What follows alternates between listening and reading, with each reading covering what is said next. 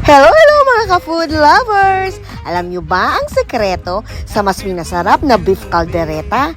Tara, mag-secret reveal tayo mga best. Una ay iprito natin ang patatas. Iwas panis ang caldereta kapag piniprito ang patatas. Isunod na din ang red bell pepper. Then set aside. In the same pan, sauteed onions and garlic. Mas madaming garlic at sibuyas, mas malinamnam. Magdagdag ng daon ng laurel and simmer it from 2 to 3 minutes more. Ayan, then takpan natin.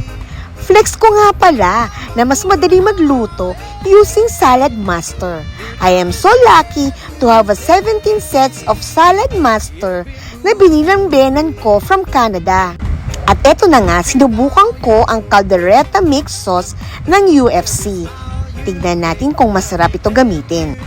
Dagdagan ng tubig mula sa pinakuluang baka.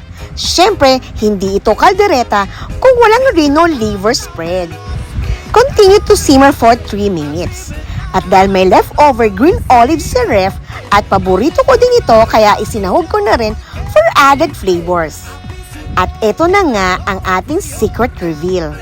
Ang Coco Mama Fresh Gata ang magdagdagdag sarap sa ating beef caldereta. Coco Mama, beke naman! And for our final touch, you may also add sugar to balance its taste. At ito na ang ating masarap na beef caldereta sa gata. Happy eating mga ka-food lovers!